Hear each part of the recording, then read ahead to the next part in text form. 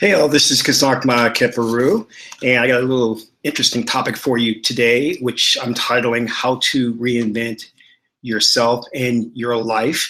But before I get into it and give you the nitty-gritty details, I want you to like this video. And if you watch my channel and you like the videos that I put out, please subscribe to my channel so you can see more and get notifications when the videos come out.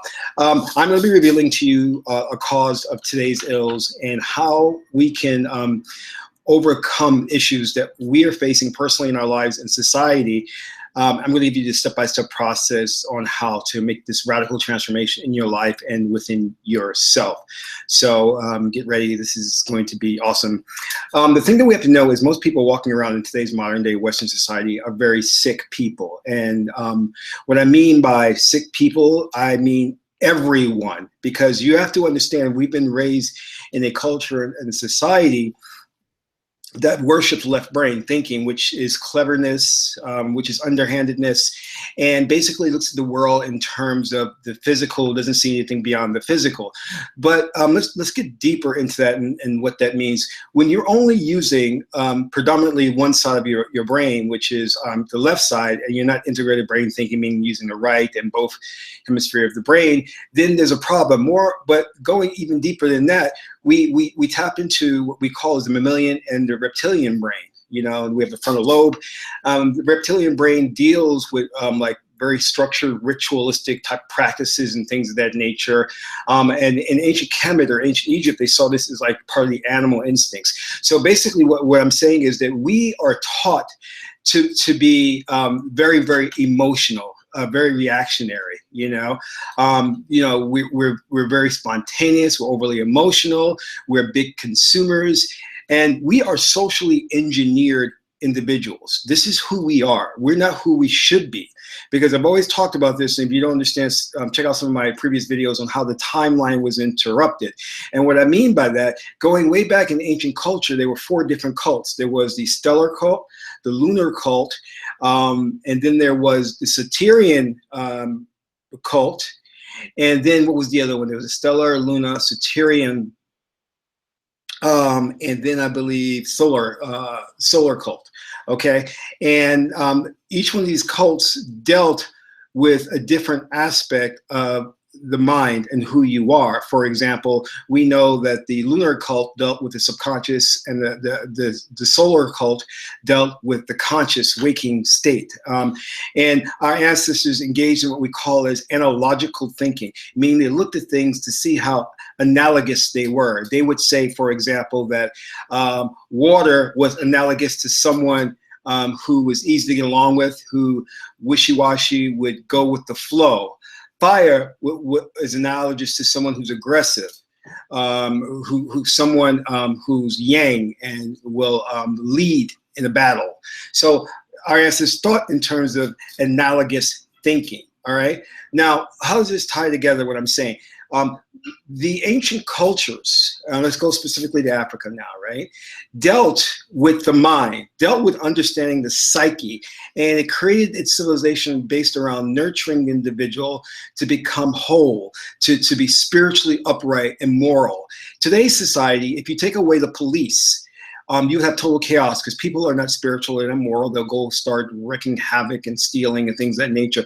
But Herodotus, when he went into Egypt, the great Greek historian Herodotus said that he saw children naked playing in the Egyptian streets. He saw no crime. He saw the community was looking out for one another. And this is the sign of a morally just, upright culture. And Egypt, for thousands, tens of thousands of years, was moralistic in terms of its rulers and leadership. Here we get presidents and politicians who are involved in all types of crazy scandals. And as I said before, the best understanding of this is if you take away all the police, what will happen to society? It will denigrate. Women will be raped, children will be missing and beaten. So we have to understand that when I say that the masses of the population is sick, we are sick, because the society doesn't nurture and focus on a study of the mind, a study of morality to uplift the individual. In fact, when you look at TV, we got reality shows, but the ancient Egyptian stories, their type of entertainment was about Asar, Aset, Haru, or Horus, and how they battled evil and battled the animal instinct. So they focus heavily upon the upliftment of the individual to become godlike, God man, God woman. So we understand the majority of us are walking around that are sick. In fact, I went and tried out a type of therapy to see how it would work out. And what I found that my therapist did was she sat me down and had me talk through my problems, hopefully leading me to an epiphany so I would make a change, right? And through talking to my problems, she rationalized through her own Freudian schooling that she says, oh, I know what your problem is. You're turning gay. And I was like, what? How did we arrive here? You know, I don't understand how that arrived, and I'm not gay. You know, I don't understand how you derive that. You know. I guess she extrapolated from everything I was saying that, oh, he's having identity crisis or whatever. He's changing and she actually said that. She says, some people get later in their life and they change. Yeah, they change, but what you're proposing is a radical change that I have given you an indication that was going on. You know, so what I want to tell you that these things come out of the Western left brain culture is that it's all about oral discourse. You know, that, you know, if we can speak to people, if we give them prophetic words, they'll change for the good. You know, this is why you have these Christian ministers who are on the pulpit talking a good talk. You have people like Anthony Robbins out there who puts band-aids on problems and just give you a little bit emotional or motivational speech, and you think that your life has changed. Not so, not how it works. Our ancestors knew that the way that you make change, the way you solve the ills of society, is you tap into the subconscious mind. And the subconscious mind, we know, is nonlinear, meaning time is not, you know, when you're dealing with time, time is only a condition, or actually a construct of this fourth dimensional reality. You know, there's 3 dimensions of space and one of time. They're tied together. But what I'm trying to get at that is when you tap into the deep recesses of the subconscious mind, that's a gateway into an alternate parallel universe where time does not exist in any one point in space. All right.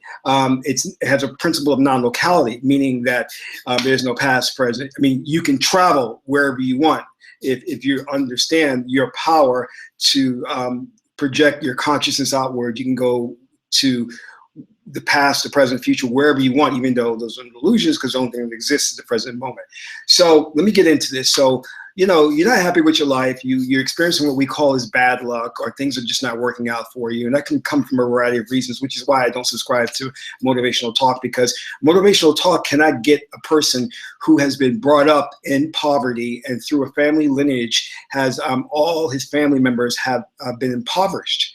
You know, so obviously he will come out a disadvantage from those who have money and those who are brought up in the family circle, that you have doctors, lawyers, I don't know, physicists or whatever, that he can tap into those human resources and get knowledge and get money. Whereas somebody's brought up in poverty, their immediate family is not going to be doctors, lawyers, and physicists or whatever, or entrepreneurs. Their immediate family is going to be you know, their cousin Wilma, who has 3 kids out of wedlock and things of that nature. So you're going to see disadvantage there, and that comes from a variety of reasons. But I want you to understand, you can't talk your way out of that. There's no motivational speak to make you get out of that type of situation. It's a hard climb upward. You know, you're starting out at a really big disadvantage.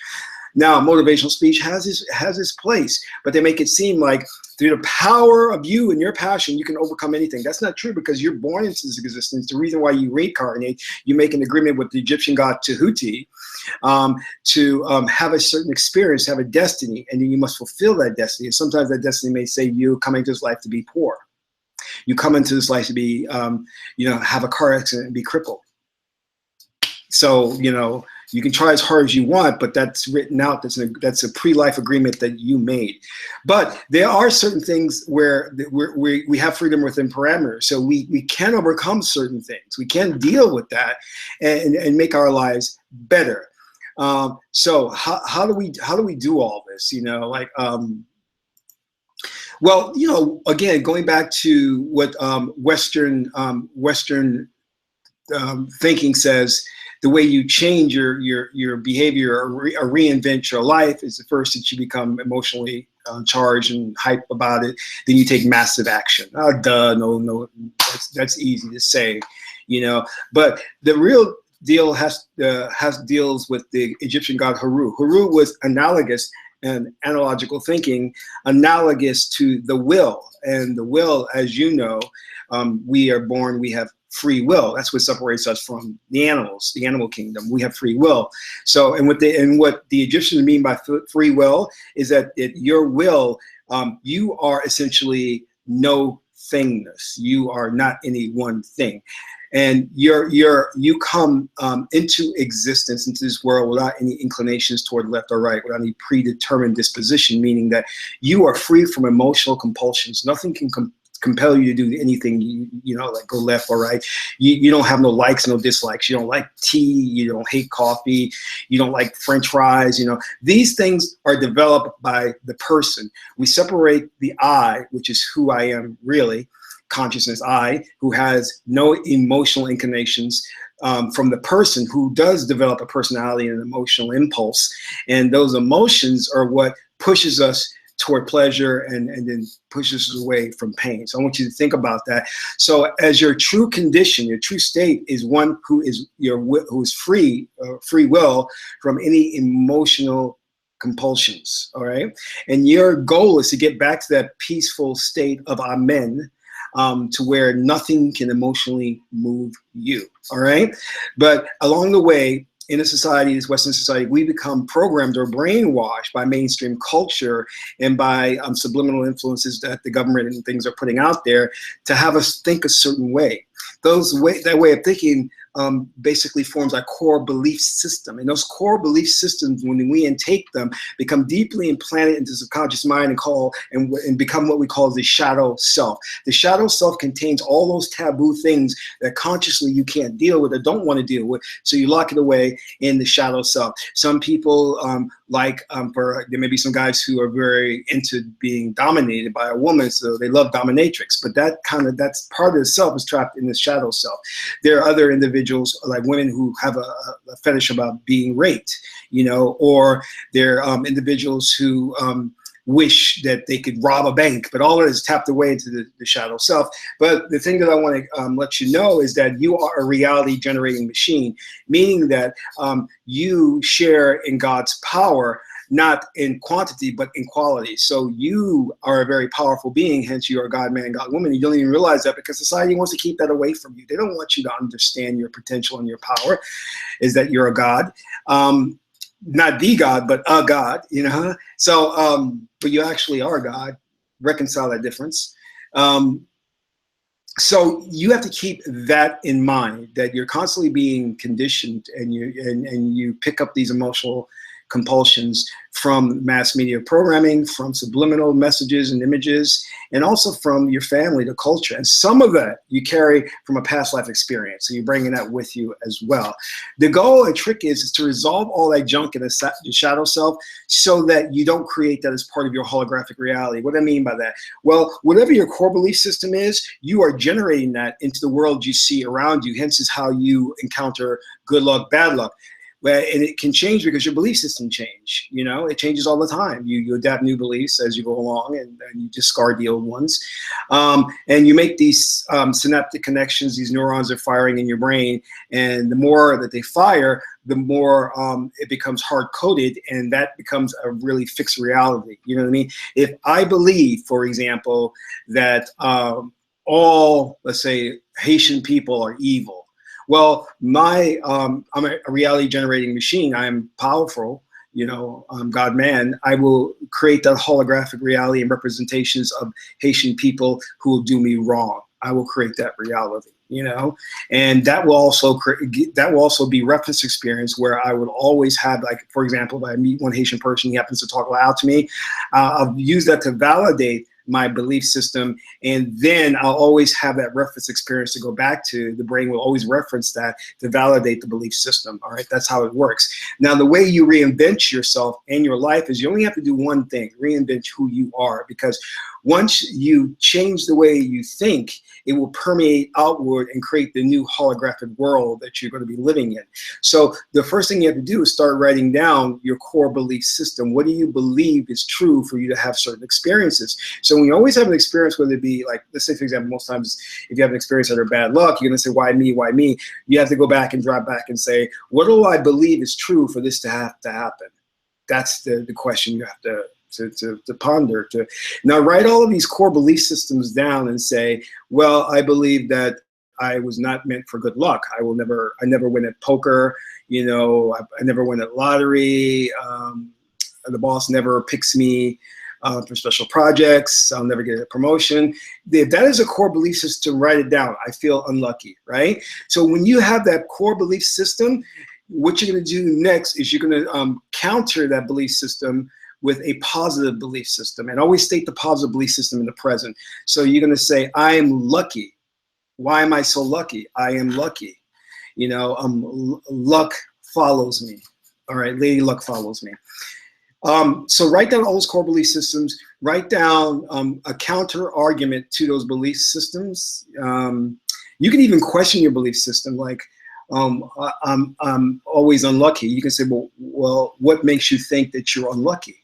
And that's a good one right there. You know, that's another thing, but we'll deal with that later. So now, once you do that, all right, now I dealt with a gentleman that he was a priest, and he was teaching this Kabbalah system of where you climb up the tree of life and climb down the tree of life and meditate on each sphere. And as you're meditating on each sphere, you will flush out the shadow self, all this negative stuff. And I did that for a couple of years, and I came back to him, I said, it doesn't work. He says, what do you mean it doesn't work? It does, it does, it does. And we got into a big argument about that. And consequently, years later, I realized it didn't work. And why it didn't work? Because when you have a belief system, you have to look at the ecosystem in yourself. The ecosystem is all other belief systems that you have that may oppose that new belief system. For example, if I am saying that I am, let's say beautiful, a woman may have already a pre-established belief system that says she's not beautiful, because no matter how much she tells herself she's beautiful, the ecosystem has already accepted a counter argument that says she's not beautiful and she's not worthy of praise. She's not worthy to be treated like a lady. You know what I mean? So you have to check the ecosystem of your belief system, meaning you have to check and see if there are hidden beliefs that counter that. This is why a lot of people talk about how, they'll do positive affirmations, they'll recite, I am great, I am confident, over and over again, but nothing works because they fail to check the ecosystem to see if there's a counter belief system that puts up a wall and won't allow that that won't allow that new belief system and plan to become hardwired into your psyche. All right. Now, once you have that done, now you're going to start reprogramming yourself. This is going to happen before you when you go to bed, and when you wake up, and also during the middle of the night. Now, how does this work? Okay. So when you go to bed, I want you to do this. The minute you feel yourself start to fall asleep, that is the period between the conscious state, waking state, and the unconscious state, right? You don't want either one of those two. You want the in-between. When you're in between, it's kind of like a lucid dream, what they call, where you're able to control the dream and you're fully awake and you know it's a dream. That's the point that you want to start to recite to you the new belief system. Now I want you to create a visualization in a scenario where you see yourself acting out that belief system, where there is like you saying like, oh, my boss doesn't like me, I never get any opportunities. See yourself conversing with the boss, going to lunch with the boss, going to a ball game with your boss, and having your boss pick you for special projects and giving you a raise. If you do that, then it's going to communicate a very powerful message to the subconscious mind, which is the reality generator, and it will create the holographic reality of your choice, which is that specific scenario. Now, at that point, I want you to set your alarm for 3 a.m. This is prior to doing that. And when your alarm wakes you up at 3 a.m. in the morning, I know this is tough, but we're dealing with really powerful technique here.